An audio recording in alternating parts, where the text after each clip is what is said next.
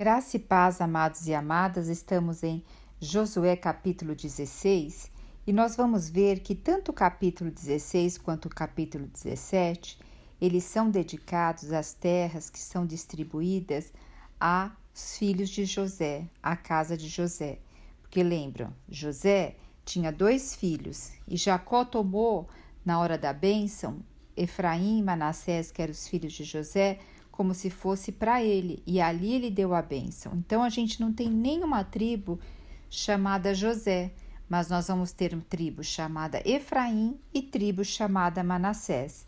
Então aqui nesse capítulo 16 vai ser falado sobre as terras de Efraim e de Manassés, porém o 17 vai falar especificamente de Manassés. Aqui vai falar mais especificamente da herança concedida a Efraim, que é o filho mais novo de José. Quando Jacó foi abençoar os filhos de José, o José, pois, ajudou, né? Porque Jacó não estava mais enxergando. E José, pôs a mão direita do pai, né? Na cabeça ali de Manassés, que era o mais velho, e a esquerda no Efraim. Porém, Jacó mudou a mão. E aí José quis falar para o pai, e o pai falou, não, eu sei o que eu estou fazendo. Porque da mesma forma, assim como porque lembra, Jacó era filho de Israel. Israel teve 2 filhos, que foi Esaú e Jacó. E quem ganhou a primogenitura foi o mais novo. Então ali ele estava também pondo a primogenitura em cima de Efraim, que era o mais novo. Então, na hora da distribuição de terra aqui, começa falando sobre Efraim. Vai falar primeiro da distribuição de terra dada a Efraim. Nós formos ver na distribuição de terra, a primeira tribo que recebeu a terra foi Judá, que teve a primazia aqui no livro de falar do recebimento da terra. E a gente sabe que de Judá veio a descendência de Davi, veio a descendência de Cristo. E agora a segunda terra a ser falada aqui é Efraim. E nós vamos ver que em Efraim tem uma cidade que chama Siló, que significa repouso. E depois, ao longo da Bíblia, nós vamos ver o significado de Siló, que é grandioso. Os próximos versículos vão estar falando o quê? Sobre as fronteiras que Efraim faz com as outras terras. Então, Efraim faz uma fronteira na parte sul, desde ali de Jericó até Betel, em direção ao oeste, da descida ao sul até Gezer e o litoral mediterrâneo. Parece palavras gregas para nós, né? Mas é interessante saber isso porque ao longo depois das passagens bíblicas nós vamos entender cada fronteira dessa, depois o que vai estar acontecendo. E aqui, olha, nós vemos no versículo 2 dizendo assim: em seguida partia de Betel em direção à luz, se dirigiam para o território dos arquitas. Olha só, Betel sai para a luz. Betel significa literalmente casa de Deus e recebeu esse nome porque Jacó teve ali a visão divina registrada lá em Gênesis 28, pelo que diz em Gênesis lá 28, 19. Então você vê que mesmo morando outros povos aqui, continuou chamando Betel a casa de Deus. Então, o Senhor, Ele preserva toda a promessa dEle. Não vamos ficar preocupados, nem tentar controlar as situações da vida. O Senhor está tudo direcionado na mão dEle. E a fronteira do norte da tribo de Efraim, nós vamos ver beirando o Jordão no sul. E nós vamos ver, se vocês puderem ver o mapa ali de Israel, o Rio Jordão começa lá em cima e ele corta todo ali o Israel e ele deságua no Mar Morto. Então, várias tribos vão fazer o quê? Fronteiras com o Rio Jordão. E como eu acabei de falar, né, Siló, aonde fala sobre Siló, fala no versículo 6, que significa repouso. E ali foi que os israelitas armaram o tabernáculo uma vez conquistada a terra. Então, depois que conquistado aqui a terra da distribuição, o que eles vão fazer? Eles vão armar o tabernáculo aqui nesse lugar. E se vocês tiverem oportunidade de olhar melhor o mapa, vocês vão ver assim, que tanto Jerusalém quanto Siló, eles estão ali. Jerusalém entre Judá, Benjamim, e depois logo em seguida vem o quê? Vem a parte de Efraim.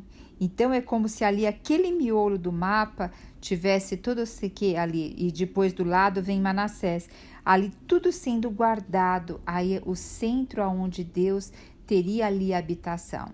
E aí depois, como se ali o centro, e depois as outras tribos vão ficar ao derredor. Então veja, tudo está no controle do Deus Altíssimo, tudo está no controle dele. E uma coisa eu quero deixar claro, o Senhor não dá coisa a pessoas. Tudo que o Senhor nos dá é para ser para a nação. Então, os desejos do nosso coração têm que ser para semear e distribuir. Então, por quê? Se eu recebo o amor de Deus, eu transbordo o amor de Deus. Se eu recebo a luz de Deus, eu transbordo a luz de Deus. Se eu recebo semente, é para semear e frutificar e dar fruto. Então, tudo que o Senhor nos dá, Ele tem visão em nação, de conquista de um povo. Então, por isso que a gente tem que observar se o nosso coração deseja para transbordar. Se o nosso coração deseja só para nós, aí não tem como. Então a gente vê todo o arranjo divino do Senhor, todo um arranjo divino aqui da distribuição, e foi por sorte, eles foram fazendo sorte para distribuir as terras, mas o Senhor já estava ali tudo distribuído, no tempo de Deus já estava distribuído. Então, minha amada, meu amado, ora ao Senhor, Senhor, eu quero entrar no teu plano. Não quero mais ficar controlando a minha vida, controlando a vida dos meus queridos, tentando fazer caminhos assim, fazendo caminhos assados, indo para lá e para cá. Eu quero realmente deixar o Senhor agir. Principalmente mulheres dentro de casa ficam muitas vezes preocupadas com o filho, com a casa, com o marido, querem controlar tudo. Coloquem nas mãos do Senhor. O Senhor está à frente de tudo. Agora tem o versículo 10 aqui que nós temos que prestar muita atenção. Diz assim que Efraim, né? Então ele ganhou esse povoado, só que entretanto, sabe o que aconteceu? Os cananeus que viviam em Geser não foram expulsos pela tribo de Efraim. Eles continuaram a viver no meio dos efraimitas até nossos dias, contudo são obrigados a trabalhar como escravos. Veja só, o Geser, a tribo aqui, esse povo Geser, era um povo até que forte, era um povo bem constituído.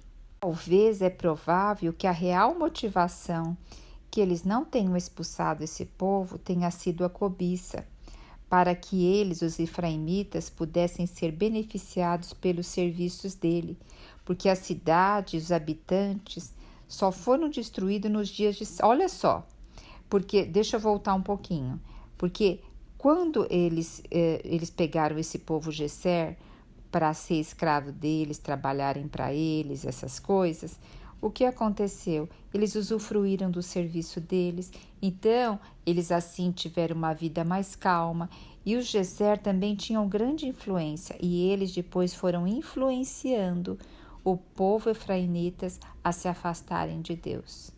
Eles foram influenciando. Então, a princípio, muitas vezes, nós fazemos até alianças com pessoas que vão nos favorecer. Mas essas pessoas, elas têm grande capacidade de nos afastar dos princípios que Deus estabeleceu ao nosso coração. Tomem cuidado quanto às pessoas com quem vocês fazem aliança, porque isso afasta o nosso coração. Já está tão difícil nos dias de hoje nos mantermos puros e singelos a Cristo. Imagine fazer alianças. E quando eu digo alianças, é em todos os aspectos, viu? Talvez é dentro de uma profissão, talvez é numa amizade, talvez é num namoro. Então, tem vários tipos de aliança. talvez a num negócio, num empréstimo de um dinheiro. Então vamos observar isso. E sabe que a cidade ela só foi reconquistada depois, lá na época de Salomão. Então houve um prejuízo muito grande devido aos efraimitas deixarem esse povo aqui no meio deles. Que o Senhor consulte no seu coração as coisas que estão roubando os princípios e as prioridades de Deus. Muitas vezes são coisas tão simples, sabe, gente? Oh, Senhor Jesus, eu vejo na minha vida coisas simples roubando, muitas vezes a minha saúde, roubando o meu tempo, roubando o meu discernimento, roubando muitas vezes assim, vamos supor, uma rede social, uma série, uma novela, rouba o seu tempo, rouba a sua prioridade para Deus, rouba um trabalho para você fazer de autoconhecimento. Muitas vezes, que nem eu estou com um problema sério na coluna, então o que eu tenho feito?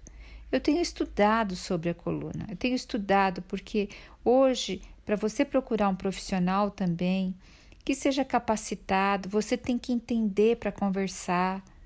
Então, eu fiquei até um pouco chateada, eu falei, Senhor, eu tenho que estudar sobre isso?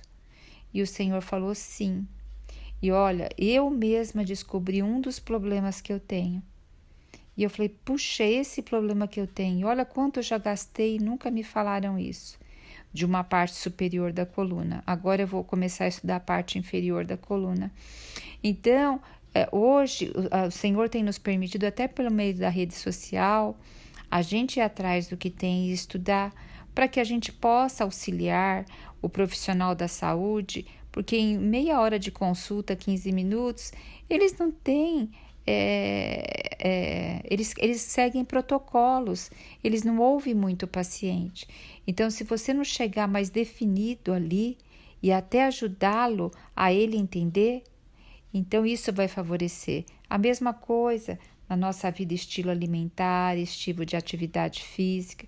Então, o Senhor, Ele está nos convocando.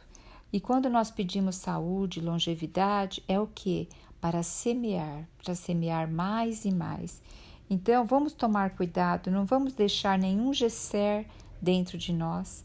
Vamos abrir nosso coração e falar, Senhor, se tiver gesseres dentro de nós, roubando ou ocupando espaço dentro do território do meu coração, além do Senhor me mostrar, me capacita a realmente expulsar esse gesser do meu coração. Aleluia! Jesus Cristo é o nosso Senhor.